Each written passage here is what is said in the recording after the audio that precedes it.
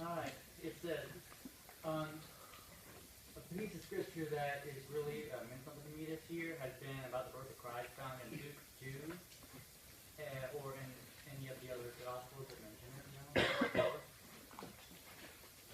Luke 2. Luke chapter 2, let's see. The birth of Jesus Christ. We all know how that goes, I don't have to read it. Alright, I'll just make sure we get it. Luke 2. If I was God, I wouldn't have come out when Jesus came. I would have had a huge golden staircase shooting out of the sky. I'd have cherubim singing and seraphim swinging. I'd have Gabriel playing the Dixieland melody on that trumpet. And I'd let them all know that when I got down to earth, I was going to kick some butt. Because I'm a Baptist. But that's not the way God comes.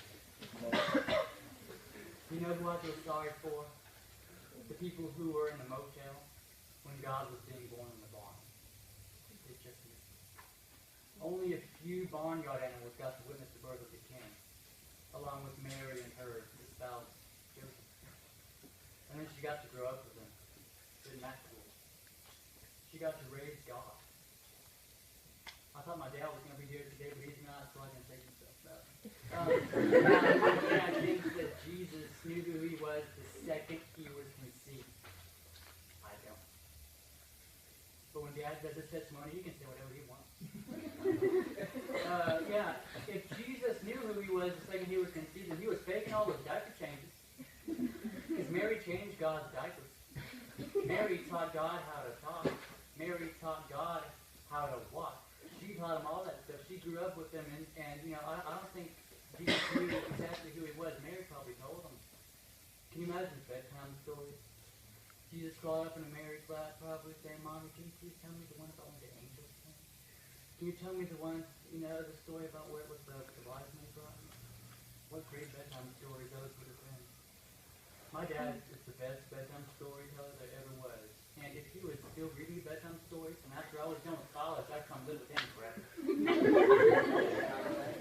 You guys know bedtime stories. At age 12, we know Jesus knew who he was. That's also, one second, make sure my pink's sticking up. That's also in Luke 2, it's the last thing in the chapter. 12 years old, he's preaching at the temple. He ditched his parents for 3 days. His mom, can you imagine the panic in Mary's heart when she figures out that her son is not with him? Can you imagine? She probably felt scared. She had been entrusted with God's kid, and she lost it. So she turned around to the high hills and back to Jerusalem. "What are you doing?" She just says, "Don't you know? And I must be about my Father's business." And she bought it. Never worked for me. My mom would be like, "I'll show you your Father's business. Get out!"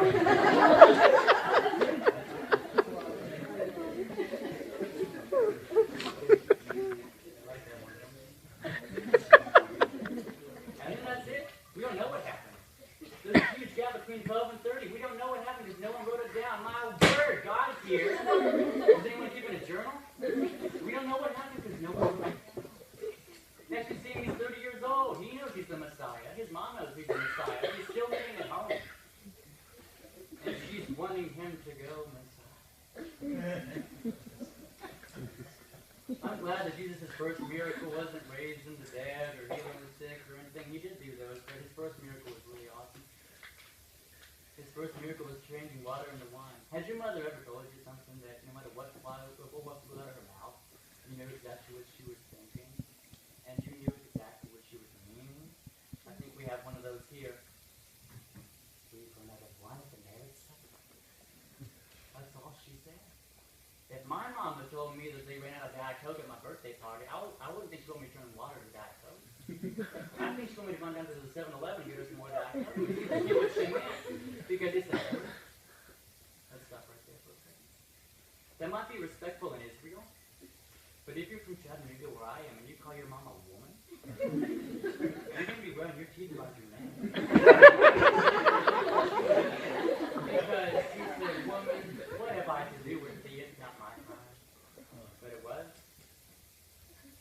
I'm so glad Jesus' first miracle wasn't raising the dead or healing the sick or cleansing the leper spots. His first miracle was turning water into wine. His first miracle was made to keep the party going. But then he did start doing all those cool miracles. He did. He raised the dead. Lazarus, remember him? Wouldn't you love to be Lazarus? He had already died and got that out of the way. He was in heaven.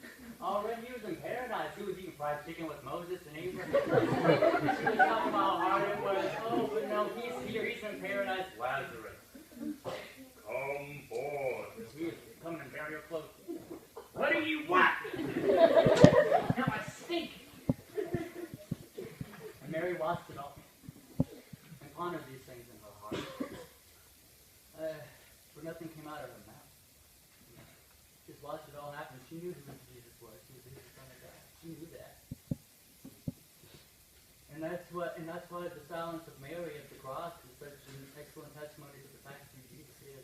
Here we have a Jewish mother watching her firstborn son being crucified, not for healing the sick, because healing the sick, like today and back then, that'll get you a TV show. They crucified him, not for healing the sick, but claiming to be God on foot.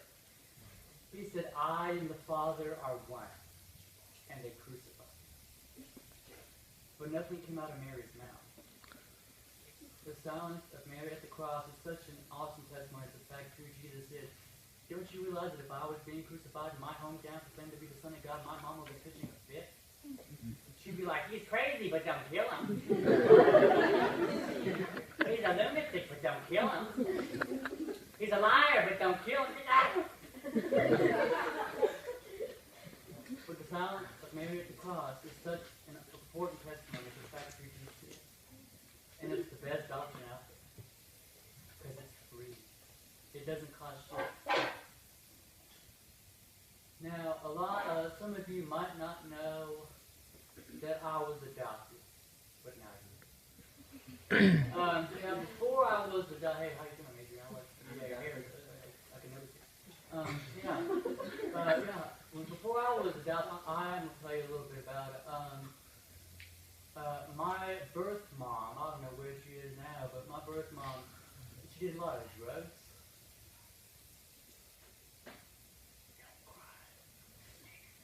Okay, I'm sorry.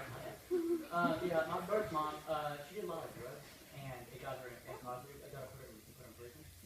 And when she was in prison, she was already pregnant with me, and she had a lot of health problems because she was in jail. This came out of the drugs and anyway, and so she a lot of the health problems caused her to give birth a little earlier. The normal baby is in the mom's womb for about 40 weeks, about 9 months. I was in my mom's womb for about 29 weeks. I was supposed to be born sometime in April. I was born at the end of January. That's a big deal. Anyway, when I was born, my lungs were not ready for air, and so right when I breathed, it left scar tissue all over my lungs. I didn't feel oxygen. I was like yoga. You know? Anyway, but I wasn't able to breathe really on my own at all. And so the doctors let me go back home with my birth mom for about 4 months. And this doctor, this specialist, like oxygen specialist, would get paid whenever my oxygen was running low. Like, about a week, they topped up and then it went down, and then the doctor would get paid. He needs more oxygen, and so he would have people send it over. And my birth mom, she had different places where she lived, and she was living at her mom's house. And so she left me at home with her mom, with the grandmother. And the specialist did not get the page or the message that I needed oxygen, and so he got a little worried. And so he ended up going over to the house, and the grandmother opened the door, and he saw me just there, and I didn't have my oxygen on. And he said, "Hey, this child needs oxygen. What are you doing?" And she said, "Oh, he hasn't been crying. He doesn't need oxygen right now. We don't think he needs oxygen." And so the guy plugged me up on that oxygen, and he said, "I'm gonna report this." That day, I had to be taken from my birth mom's house because if I had been there for another 24 hours without oxygen, I would have died.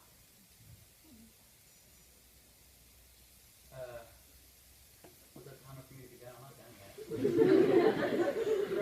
But anyway, and so I got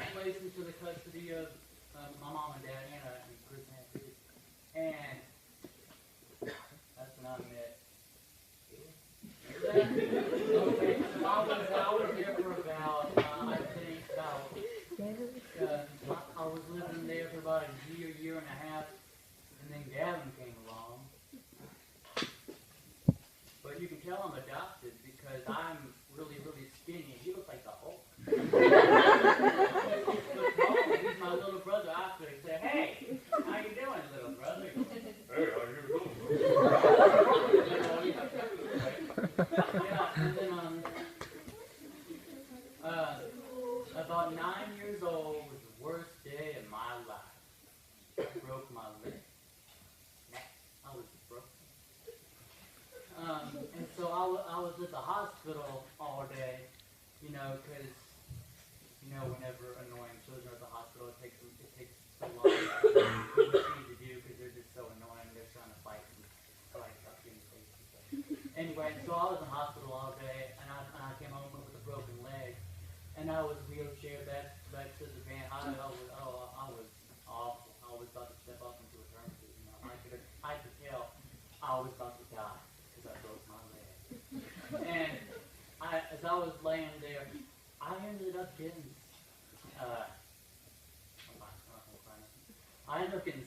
kind of sick.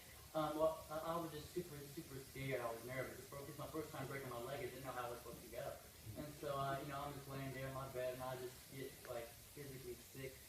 I have a plot right there. I feel like I'm throwing up, and I thought I was gonna die for real. And I'm writing out my will.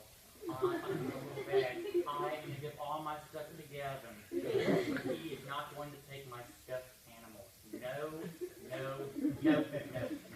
Anyway, but everything, he could have everything else. I didn't have anything else besides that. He wasn't getting anything.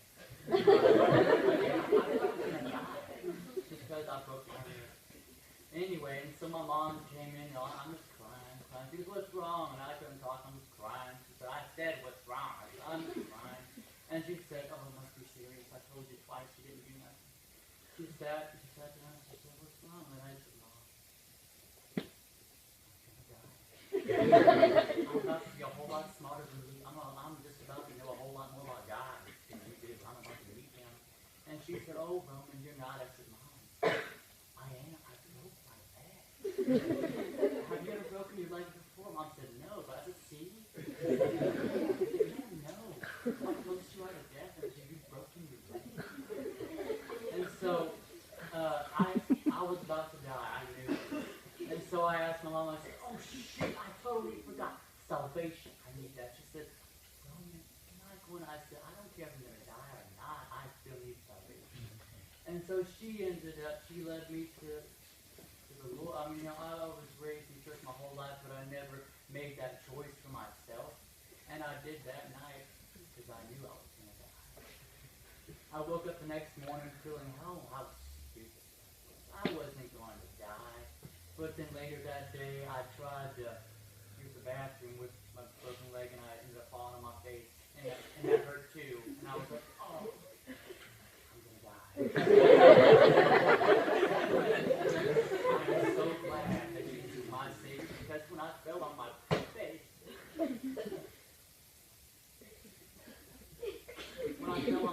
and I had a broken leg, those two just don't mix very well. Broken leg plus a smashed nose. I'm going to see Jesus. I was so glad that my mom let me be quiet. And, Jeremiah 29:11 is used a whole lot. Some people might think it's boring, but let me tell you, it's used a lot because it's important. Jeremiah 29:11. I wish I had another one. Jeremiah 29:11. No, I know it. What am I thinking? I'm just nervous. Jeremiah 29:11 says, for I have great plans for you, plans to prosper you and not to harm you, plans to give you hope in the future. God's plan was not for me to die in my birth month. God's plan was for me to survive. And I'm here, Grace, with y'all. And I don't know where my first mom is right now. I bet that she's still in jail for some reason. She was able to get out of jail because she had a child, but I'm gone now. So But yeah, people might, sometimes you might think, oh my gosh, stop. I thought I was going to cry. I never knew what it was like to cry, but I was saying. God's plan, people think, oh, God doesn't really know my situation. God doesn't know. God knew my situation when I didn't know who God was.